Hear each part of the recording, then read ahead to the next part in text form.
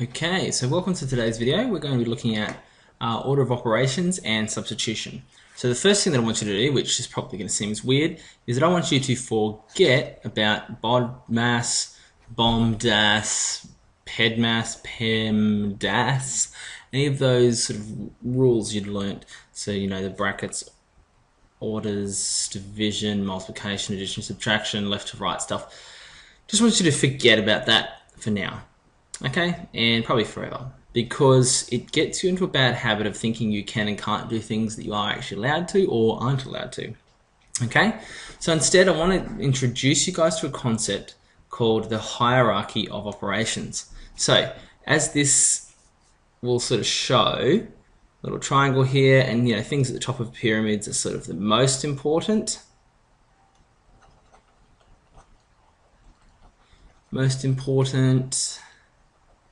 And least important.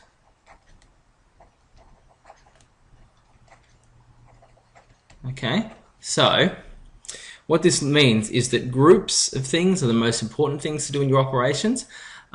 Indices are the next one. So indices are like your exponents and stuff like x to the power of 3. So that's your index up there. Groups for now is things like stuff that's in brackets for you guys. Later on, if things are inside a function, like the sine of x cubed, you need to do the stuff that's inside before you can do the sine function. That's something you'll see later on. The next level down is multiplication and division. Division's kind of annoying. Soon, you'll never really see it again because everything we do is fractions, and that actually makes the whole operation stuff so much easier. And finally, addition and subtraction. So the least important ones that you need to do. Okay, so as in most important stuff needs to be done first, least important stuff, well, not necessarily does it first, it just takes precedent. Higher on the hierarchy has precedent, lower means it has to wait. Okay, so using the hierarchy of operations, what I want you to do is think about it rather than going, okay, I look through looking for multiplication, that kind of thing. Because I'll show you how that can sort of change things a little bit later on. But rather, just look at each individual number and each individual operation. So 2 has a plus here. Can we do it? Oh, we've got a 6 here. So the 6 has both a plus and a multiply attached to it, right? Well, next either side of it, okay? But if we look up at our hierarchy, multiplication is takes precedence over addition. So that means that this multiplication needs to be carried out first. So look at the 3, it doesn't have any others attached to it, so we're safe to carry this out. So your next line would be equals 2 plus 6 times 3 is 18. 2 plus 18 is 20. Okay? Now the reason why you just said, isn't it the same as our BODMAS kind of thing? Well, let me just change it a little bit by going 2 plus 6 times 3 plus 5. Okay, now usually you'd be told, oh, you have to do this first because it's multiplication. But let's see this 2 plus and plus 5. We can do that as well. So we can do that first if we want to, because we can rearrange our equation here to say 2 plus 5 plus 6 times 3. We can do that. These two things say the same thing, so let's just check. 2 plus 18 plus 5 is 25. And 2 plus 5 is 7 plus 18 is 25. Okay, so you can see how you can do it in these different ways. Alright, so that's why I don't want you to be locked down into this BODMAS thing. Right, let's go through and have a look. In our next one here, this is an example where we have brackets and group stuff. So that means that we look at our 2, it's got a multiply sign, it's multiplied with this little thing here, and it's a group, so it takes precedence, the things in here. So your next bit of working will be 2 times 11 minus 10. So look at this minus 10 here. We can't carry that out yet because our 11 in the middle has a multiply and a subtraction. Multiply takes precedence, so we do 22 take 10 is 12. Okay, now for most of this stuff, your bomb dash stuff will still work, and if you can't reason this new way, by all means use your bomb dash stuff, but for those of you who can grasp this, I would like you to try and move over to it.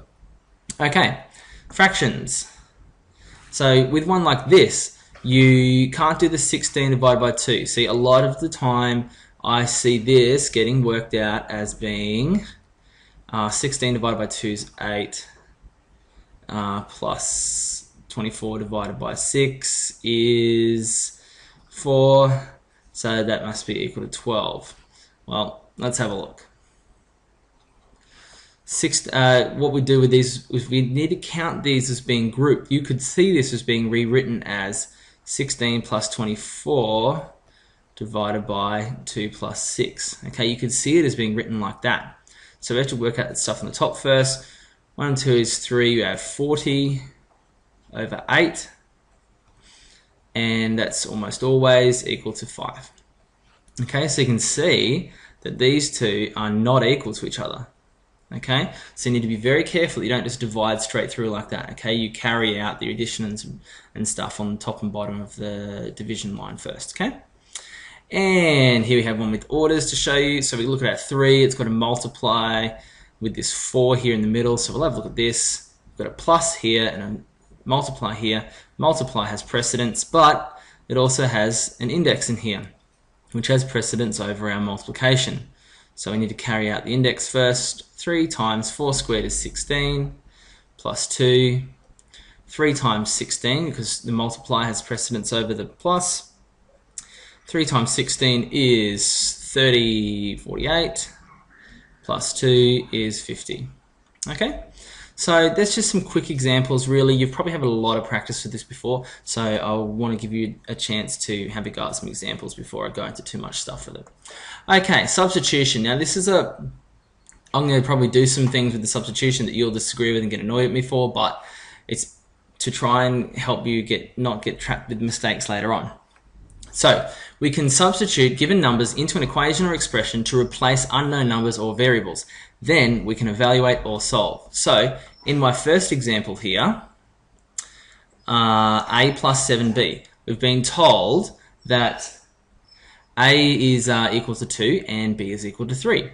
So what we do is that we just literally shove these numbers in where we have the letters, okay, our variables. So a was 2 plus 7 times 3.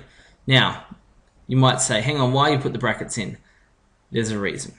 Whenever I'm substituting, and whenever you're substituting, I would really like to see you using the brackets. You don't have to. You can still do it without it, but it stops silly mistakes.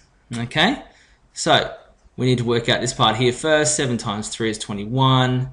2 plus 21. You can get rid of your brackets after your original substitution if you want. We'll leave them here. 2 plus 21 is 23. Okay? Alright, let's have a look at this next one. X squared plus 4y plus 1. And we've been told that x is 7 and y is 2. So again, our 7 just gets chucked in here. Our 2 we'll put in here. So we end up with 7 squared plus 4 times 2 plus 1. And 7 squared is 49 plus 8 plus 1 is 58. Okay? And lastly, this is a good example to show you why you should put them in brackets. Okay. Our negative 2 goes here, here's our 4 goes in there, and our 5 goes there. Right. So many times I see written down negative 2 squared, you might write times 4 plus 5 squared.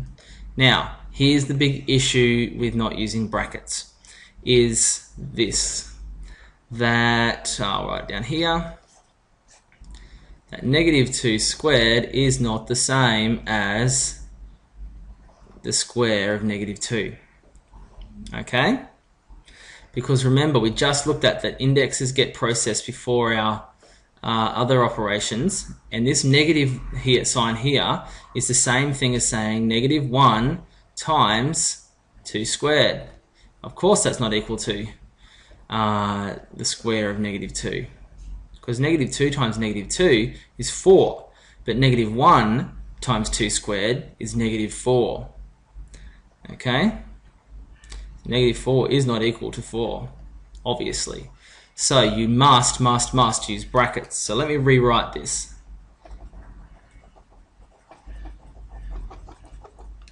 So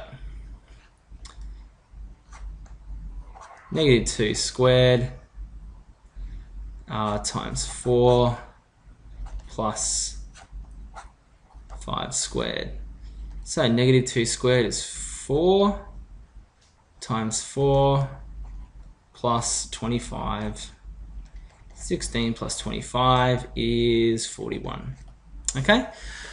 So, really want to encourage you to have some of that, be ready to come and have a lot of goes at those ones when you come to class, and please come with any questions, especially with ways of how to use the hierarchy method. Again, if you don't really get it or don't want to try and get it, I really suggest, you can use the BODMAS one, or BOMDAS, however you want to go with it, but the hierarchy method probably prepares you a little better for algebra and more complex mathematics. Okay, so I hope you enjoyed that video. Thank you.